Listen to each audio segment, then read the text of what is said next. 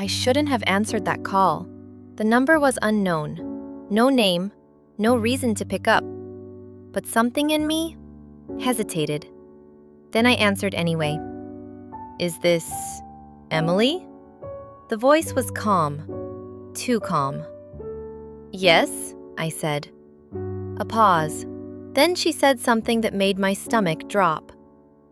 "I think you've been sleeping with my husband." I froze, completely. There are moments when your brain just shuts off. This was one of them, because I knew exactly who she meant. Daniel, my boss. And yeah, I had been seeing him for almost 4 months. But here's the thing.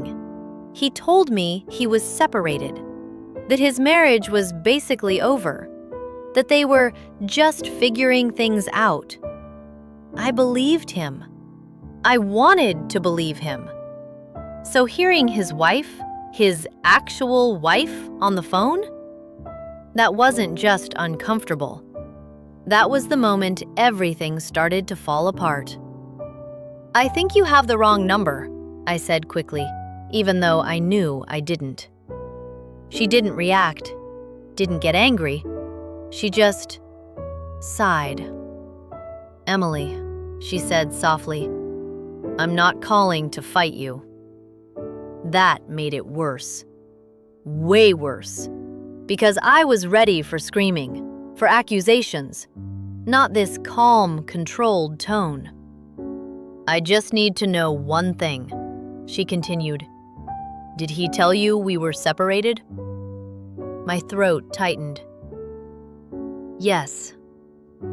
Another pause, then a quiet laugh, but not a happy one. "He tells all of them that." All of them. Those 3 words hit harder than anything else. "Wait, what?" I asked.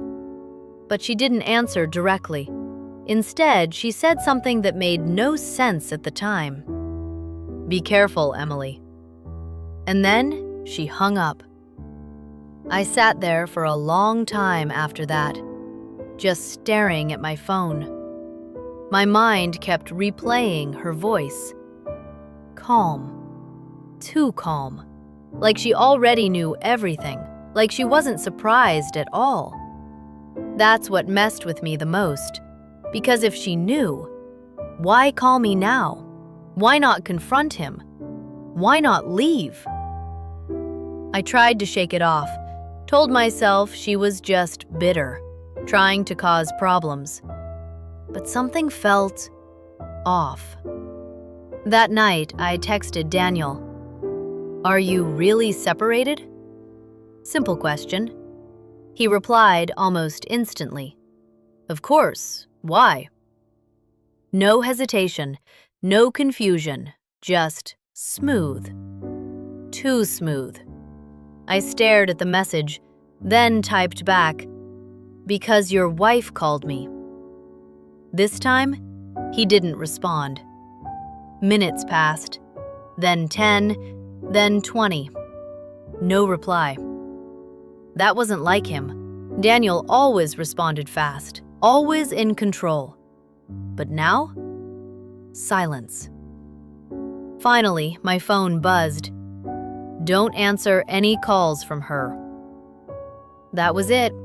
No explanation, no denial, just that. A warning.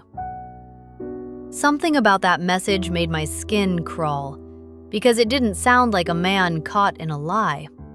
It sounded like a man trying to control damage. Or worse, control me. The next day at work, he acted normal, too normal, smiling, joking, like nothing had happened. When I finally pulled him aside, I expected tension, but he just looked at me like I was overreacting. "She's unstable," he said, just like that. "Emily, she's been like this for years." Years. She makes things up, calls people, tries to ruin my life. He said it so casually, so confidently, and for a second, I almost believed him again. Almost. Until I asked one question. How many people has she called? That's when his expression changed. Just for a second, but I saw it. And that was enough. That night, I couldn't sleep. Her words kept echoing. He tells all of them that. All of them. How many was that? 2? 5? 10? I opened Instagram, scrolled through his followers. Then, I saw something strange. A girl I didn't recognize. But her comments, they were old, flirty, familiar. Too familiar. I clicked her profile, and my heart dropped. Because she had a photo with him from 3 months ago. The same month he started seeing me. Same smile, same captions, same lies. I felt sick, like everything around me wasn't real anymore. So I did something I normally wouldn't do. I messaged her. Hey, I think we might know the same person. She replied within minutes. Daniel? My chest tightened. Yes. Her next message changed everything. How long were you seeing him? Were. Not are. That one word told me everything. 4 months, I said. She responded, same. We ended up talking for hours, comparing timelines, messages, stories, and it all lined up perfectly. He had been seeing both of us at the same time, saying the same things, using the same excuses. But then she told me something else, something I wasn't ready for. She wasn't lying. Who? I asked. His wife. She called me too. My stomach dropped again. When? 2 months ago. And? I didn't believe her. Of course she didn't. Neither did I. At first. But then, she continued, I found out something worse. I held my breath. What? There was a pause before she replied, like she wasn't sure if she should say it. Then, he's been doing this for years. Years. Not months, not just us. Dozens of women, maybe more. Same pattern, same lies. And his wife? She knows everything, the girl said. She always has. She called me too. That's when it hit me. The call, her tone, her calm voice. She wasn't trying to expose him. She was warning me. Why doesn't she leave? I asked. The girl's answer made my skin crawl. She tried. And? He doesn't let her. Silence. What do you mean, doesn't let her? Another pause. Then she sent one final message. You should ask her that. I stared at my phone. My heart was racing now. Not from heartbreak, not from betrayal, but from something deeper, something colder. Fear. So I did it. I called the number back. It rang once, then twice. Then she answered. I was wondering when you'd call, she said, still calm, still controlled. I need to understand, I said. Why are you still with him? There was a long silence, then, because I can't leave. Her voice changed this time, just slightly. Not calm anymore. Something underneath it, something trapped. He watches everything, she said quietly. My phone, my emails, my accounts. A chill ran down my spine. If I try to leave, things get worse. Worse how? I asked. She hesitated.